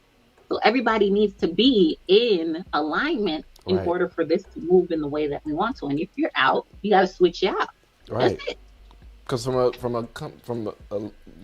logical standpoint, it's just like it makes more Hmm. sense. It's like now everyone can see their role in the company. Like y'all are all a part of this vision. Absolutely. Y'all are all a part of moving this thing forward. Like, and now you see it. So it's like just the fact that something that was so straightforward and positive, and you're finding a negative in it, it's just like, oh yeah, this is a problem. Um, Yeah. but even what Yeah. you said is just like, but now y'all see as far as like going back with the key hiring when it came down to selecting the operations manager, where it's just like when you're looking at, yeah, it could affect dynamics. People want boundaries or people feel like they have access to you. Hmm. Now you're putting a certain person and now it's like a whole dynamic. It's a different race or something like that. It's just like, it's not just about, oh, this person can do the job the best, but it's like, no, it's like, how will these dynamics affect you? And this might not be an Absolutely. issue with other business owners because, everybody's diversity and inclusion, which is, yeah, everybody should be Right. about. But like I said, majority of my workforce was Black women. So that's something I had to consider. That's not somebody, my Absolutely. mentor or somebody told me. That's just something that just naturally came up. It was just like, okay, she's more sales oriented. She's more operations and systems. I need my systems and operations right now. So she's more key hiring. So wait a minute. Right.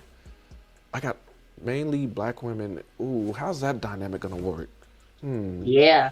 So it's like that's something I had to think about. Even diving into that, because a lot of times people don't even take that into consideration.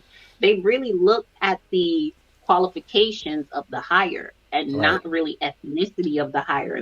And as we know, ethnicity can tie into so many different aspects of how work is done, how people approach their projects and tasks that need to be done. So I commend you for even using that as a point of understanding who I need to bring in and how this person needs to fit into the dynamic. And then also trusting your people, because you just, after those 3 months, you just said, go ahead, do your thing. You got this.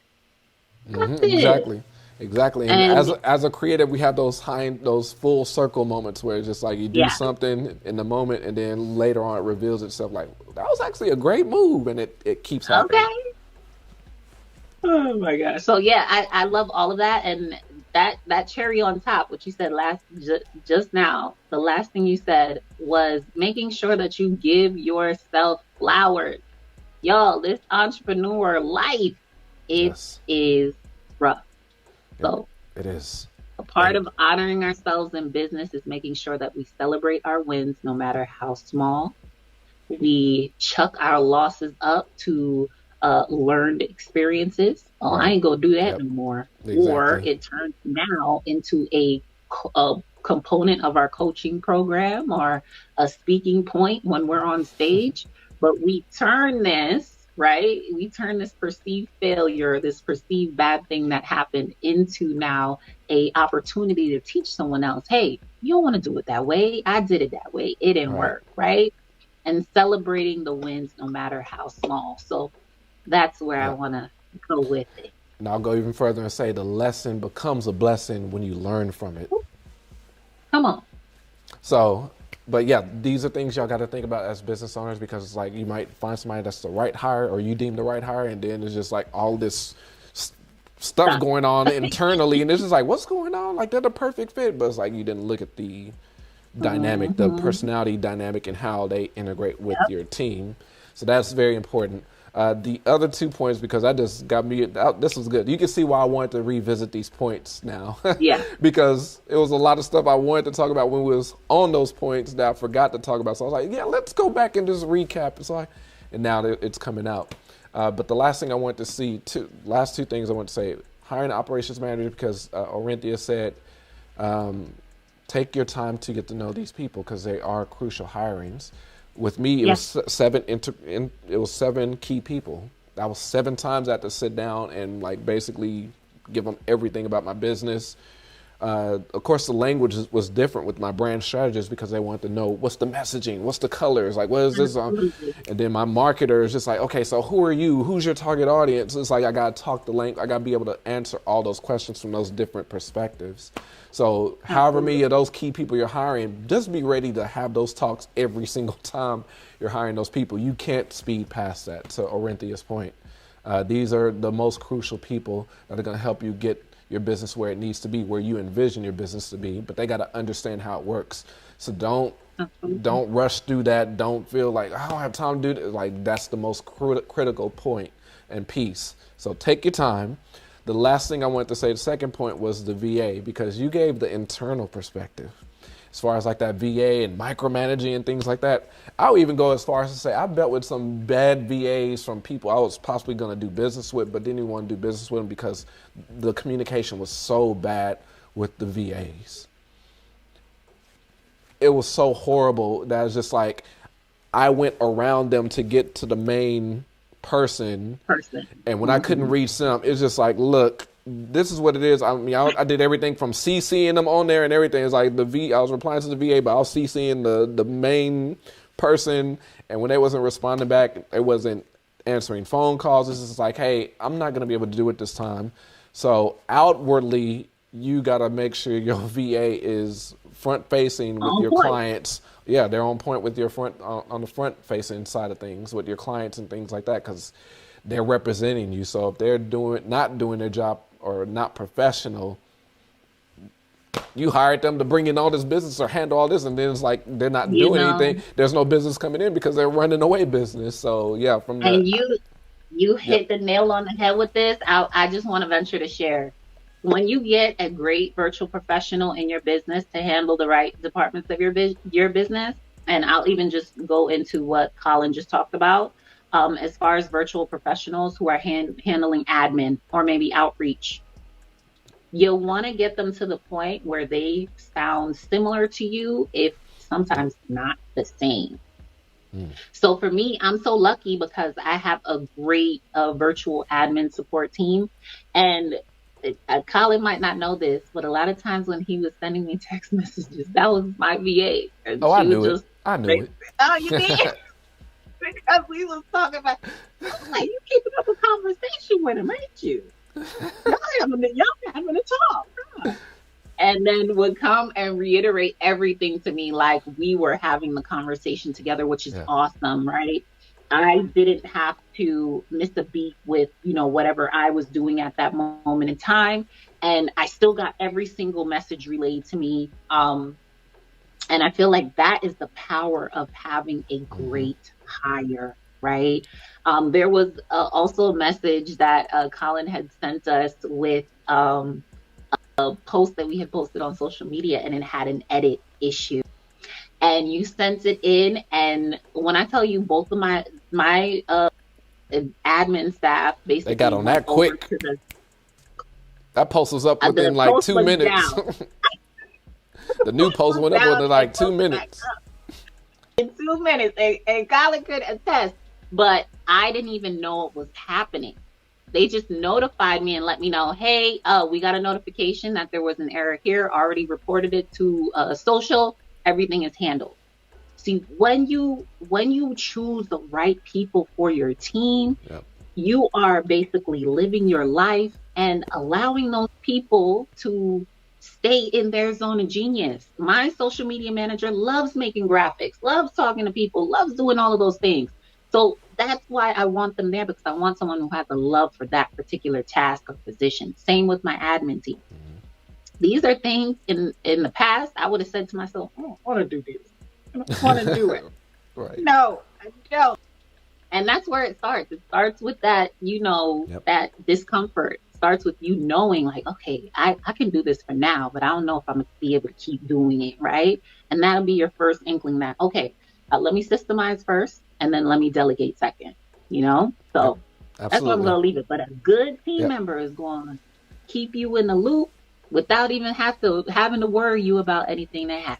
Okay. Exactly. And I only knew that Orinthia had a virtual assistant because she told me. That's the only reason I knew. Okay. Because she was just like, oh yeah, we did get your email because my VA just told me that, you sent the message. So I was like, oh, she has a VA. So that's the only reason I knew. But front facing, I thought I was talking directly with Orinthia. So, but this has been a great tailored talk.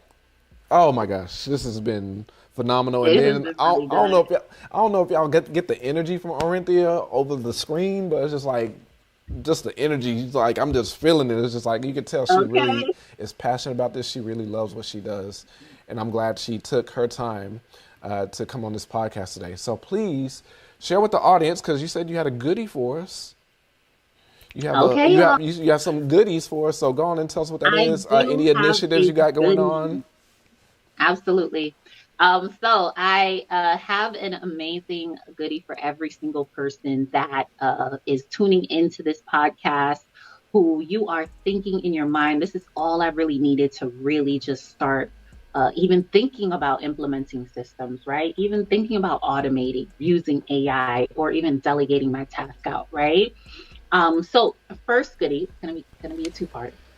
First goodie is going to be a free trial to my all-in-one business automation platform called MetaKonnects.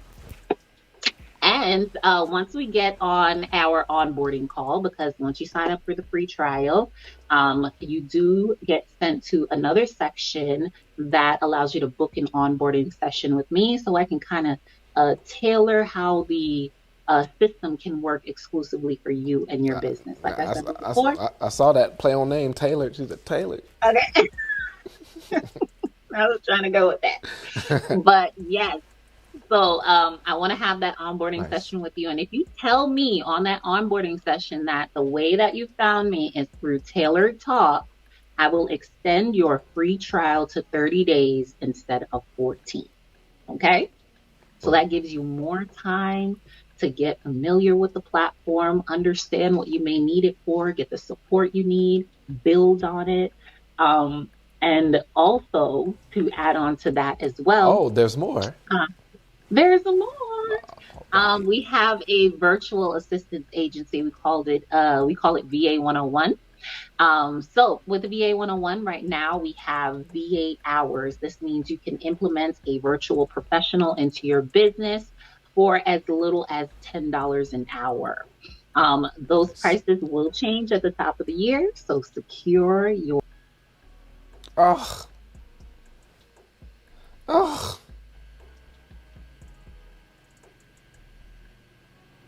These are the virtual producers. Like, guys, come on, wrap it up. Like, wrap it up. I'm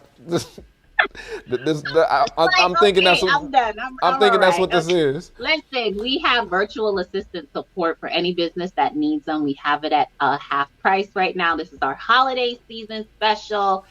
Get into it and get that support that you need in your business, at least right now. And you can plan for whatever else you need in the future, right? So the way you can get that is you can connect with me either on your onboarding session when you sign up for your 14-day free trial with me and extend it. But just tell me you saw us on Tailored Talks and I will support you with that. Gotcha. Absolutely, Orinthia. And everyone, it is on the screen below and it will be in the description of the episode. So those links of how you can take advantage of these promotions that Orinthia is blessing us with. So thank you very much for that, Orinthia. And as I always do, are there any other initiatives you have going on or that you want people to know about? Initiatives right now? No, I think right now we're closing out the year. We're closing strong. And my ultimate goal is for next year, we can support more businesses. This year we did 280. Wow. Okay. That's about to be 281. Come on in here. But this year we did 280.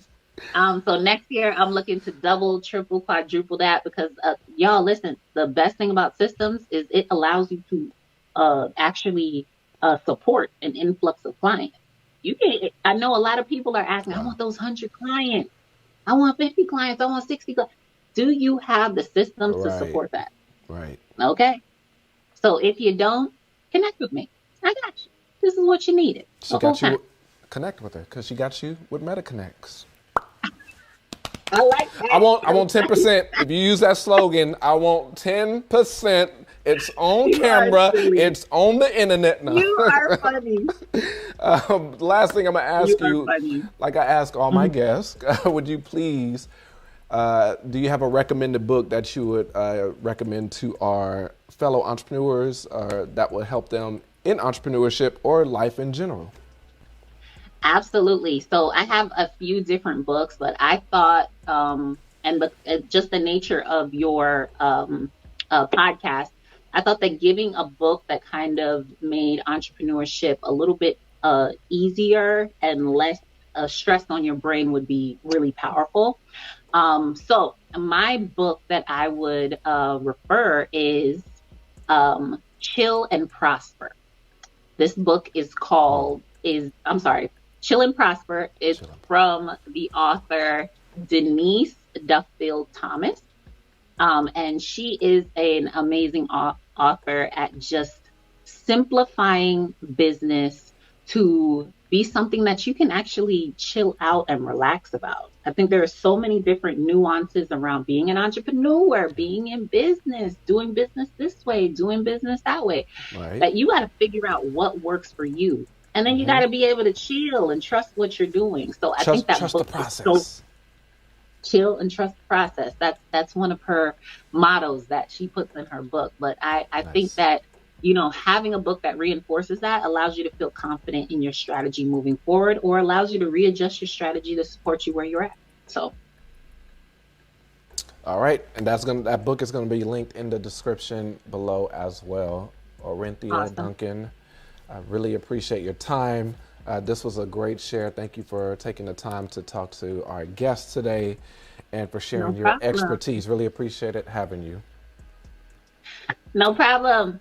I look to be on season 2. I'm just gonna throw it out there. Oh, we're gonna have you on season 2, most definitely. She's gonna be in studio. Y'all better watch for that. But as I always do, I like to read this. According to the Small Business Administration, about 20% of small businesses fail within the first year, 30% fail within the second year, and 50% fail after 5 years in business.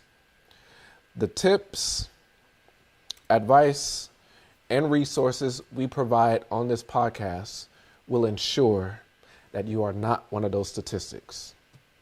Hopefully, y'all are out there taking notes. But until next time, we're outie.